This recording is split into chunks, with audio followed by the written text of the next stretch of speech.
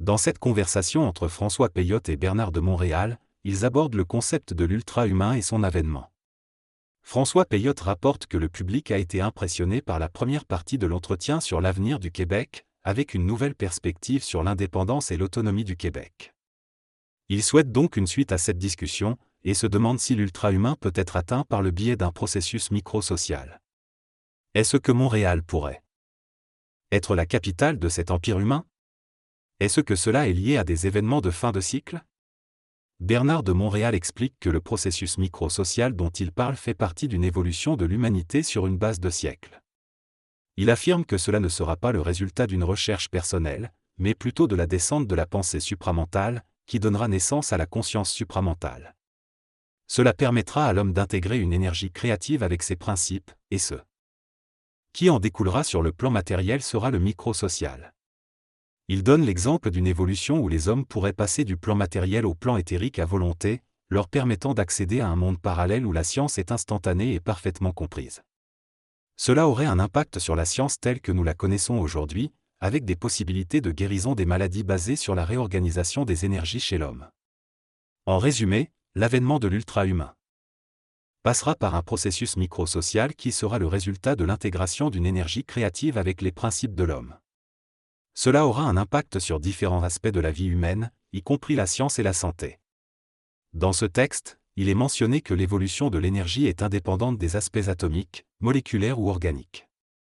L'homme pourra être guéri de toutes les maladies lorsqu'il pourra construire un instrument qui corrigera les anomalies énergétiques et magnétiques de son corps. Les physiciens commencent à percevoir l'existence de dimensions et d'aspects au-delà de l'atome. Le temps et la chronologie des événements sont entre les mains de forces qui dépassent la compréhension humaine. L'énergie créative est déjà présente et sera source de nombreux changements dans les domaines scientifiques, politiques et économiques. Une évolution microsociale se produira, où les forces psychiques de l'homme seront parfaitement développées, lui permettant de travailler avec l'énergie et de contrôler la matière. Ce processus se répandra dans le monde, influençant l'évolution de la planète. Une dernière race apparaîtra, capable de vivre dans le corps éthérique et de commencer une évolution jupitérienne, où le corps matériel ne sera plus nécessaire. L'âme sera en fusion avec l'énergie cosmique et l'humanité atteindra le dernier stade de son évolution. Ensuite, une nouvelle évolution commencera où l'homme travaillera avec d'autres intelligences dans d'autres temps. Dans cette discussion, l'invité, Boulevard M, explique que l'humanité évolue actuellement dans le plan matériel, mais qu'elle doit se connecter à son esprit, son double éthérique, pour prendre le contrôle de sa destinée et celle de la Terre. Il déclare que le microsocial, une relation télépathique entre des individus sur le plan matériel et des êtres dans l'éthérique, jouera un rôle dans cette évolution. Cela permettra aux races présentes sur Terre de se développer et de se perfectionner dans tous les domaines. Ensuite, dans une anecdote liée à un physicien de l'université McGill, F.P. pose la question de savoir si les informations qu'il a reçues dans un rêve sur la propulsion d'un ovni proviennent des plans éthériques ou astraux. BDM répond que ces informations viennent des plans astraux et servent à ouvrir la conscience de l'individu sur le plan psychique. Il explique que de plus en plus de personnes deviennent psychiques aujourd'hui, mais que cela peut être source de souffrance si elles ne comprennent pas que c'est une occasion d'apprendre plutôt qu'une découverte en soi.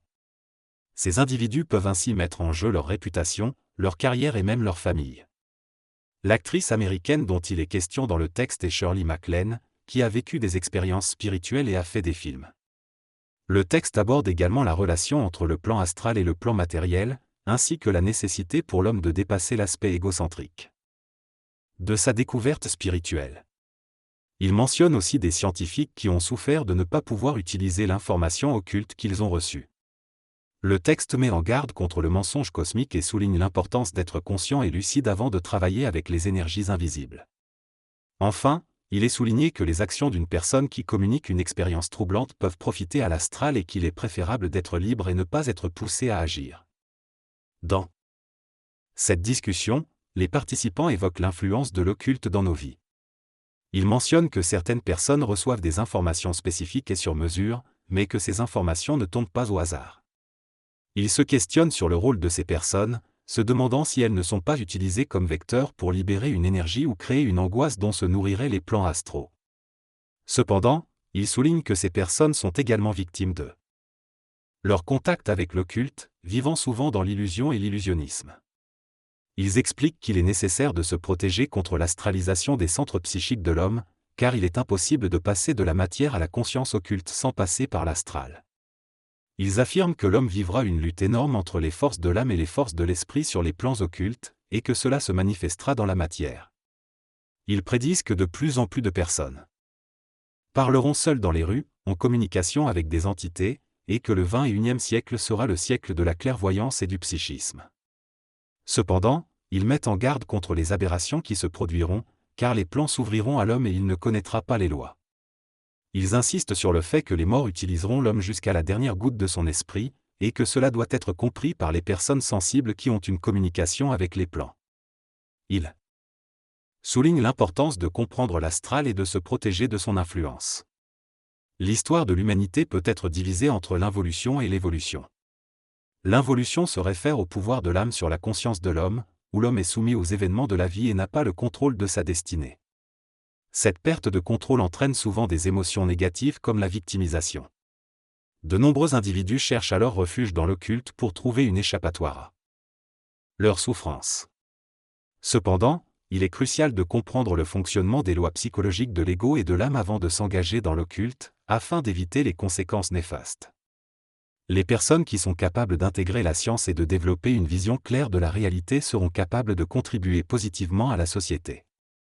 C'est ainsi que se réalisera l'évolution de l'humanité, où les individus seront en mesure de comprendre les conséquences de leurs actions et de créer un avenir meilleur.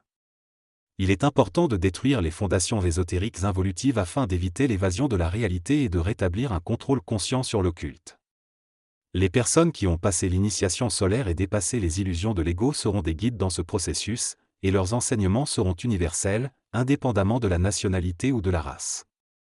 L'objectif ultime est de parvenir à une science objective du mental créatif, qui permettra à chacun de comprendre la mort, l'âme, l'esprit et les lois des événements. Dans ce passage, l'auteur aborde plusieurs sujets tels que les extraterrestres, l'évolution des nations et l'immortalité. Il affirme que l'humanité traverse une période difficile en raison de l'influence de l'astral sur la conscience humaine. Les morts doivent apprendre que l'immortalité se trouve dans la fusion avec la matière. L'auteur souligne que ce sont les êtres humains en conscience qui expliqueront aux morts l'illusion de la mort. Lorsque les morts auront compris cette illusion, les âmes pourront revenir sur Terre et l'humanité sera libérée de la mortalité. L'auteur mentionne également la mort d'un alchimiste québécois qui a demandé à ce que son corps soit cryogénisé, considéré comme une illusion astrale. L'auteur affirme également que l'homme nouveau ne vivra plus de sa mémoire et que l'évolution de l'intelligence supramentale permettra à l'esprit de se manifester dans l'homme. L'auteur exprime son dégoût pour le terme extraterrestre et affirme que les intelligences venant d'autres parties de l'univers local ne sont pas liées à la réalisation d'un empire humain. Enfin, il aborde le phénomène des ovnis et des apparitions mariales, sans donner une explication claire sur leur origine ou leur réalité. Dans cette discussion, il est souligné que l'homme n'a pas conscience des différentes enveloppes que sont le corps physique, éthérique, astral et mental. Il ne réalise pas que sa conscience peut être attirée et que son corps astral peut se séparer de son corps matériel. Ces lacunes de compréhension rendent l'homme vulnérable aux manipulations énergétiques de ses corps subtils par des entités des plans parallèles. Il est également souligné que l'homme doit vivre des expériences où il est confronté à ses propres limites pour évoluer. L'homme deviendra de plus en plus connecté, contacté, psychique et sensitif, ce qui le poussera à voir au-delà de l'illusion de sa propre programmation. Il est également souligné que la science, la politique et l'économie ne sont pas le problème en soi, mais plutôt la conscience non éveillée de l'homme dans ces domaines. Enfin, il est précisé que l'homme ayant atteint une conscience supramentale intégrée n'est pas intéressé par l'occulte, mais plutôt par la manifestation de l'énergie dans la matière. Dans cette conversation, BDM affirme que lorsqu'un homme veut transmuter la conscience atomique, il peut le faire à partir du plan éthérique en utilisant l'énergie de son plexus solaire. Il donne comme exemple les extraterrestres qui sont capables de créer un métal lourd obéissant à leur volonté pour leurs besoins technologiques. BDM explique également que l'homme n'est pas libre à cause de l'emprise de son âme sur son esprit, mais lorsqu'il connaîtra les lois du libre arbitre et de la pensée, il pourra commander la matière et créer une nouvelle civilisation sur Terre. En ce qui concerne la guerre, il explique que c'est le résultat de la lutte entre des niveaux d'énergie différents, que ce soit sur le plan matériel ou sur d'autres plans occultes. En ce qui concerne la programmation des gens à la guerre, BDM ne donne pas d'explication spécifique à ce sujet. Selon Bernard de Montréal, la guerre est présente à tous les niveaux de la vie humaine, que ce soit entre les gouvernements, les races ou même les individus. Cette guerre découle de la différence de niveau d'énergie entre les différentes entités. Par exemple, si un niveau d'énergie est alimenté par le besoin de domination et un autre par le besoin d'indépendance, cela crée une tension et éventuellement une guerre. La guerre des égaux est même présente dans les relations amoureuses où les hommes peuvent être psychologiquement violents envers les femmes et vice-versa. Cependant, Bernard de Montréal affirme que lorsque l'homme sera conscient et aura intégré son énergie, il pourra contrôler cette énergie et vivre en harmonie sans guerre. En ce qui concerne la fin de ces états guerriers, Bernard de Montréal affirme qu'il n'y aura plus de guerre au XXIe siècle, mais qu'il faudra une force créative pour neutraliser ces conflits. Il mentionne également que la Russie et les États-Unis sont en opposition cosmique, mais que cela fait partie de la programmation des événements de la Terre. Il affirme que seule une force occulte cosmique, qui ne fait pas partie des gouvernements ni de la conscience terrestre, pourra les amener à travailler ensemble réellement, et non pas par des relations publiques.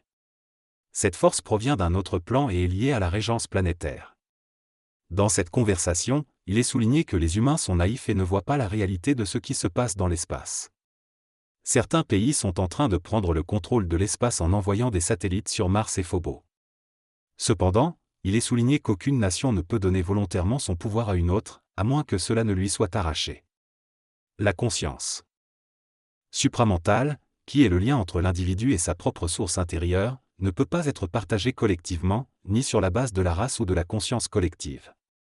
La seule maîtrise que chaque individu peut avoir est sur lui-même.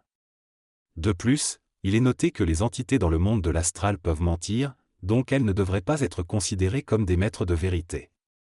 Le commentaire final remercie l'échange et applaudit.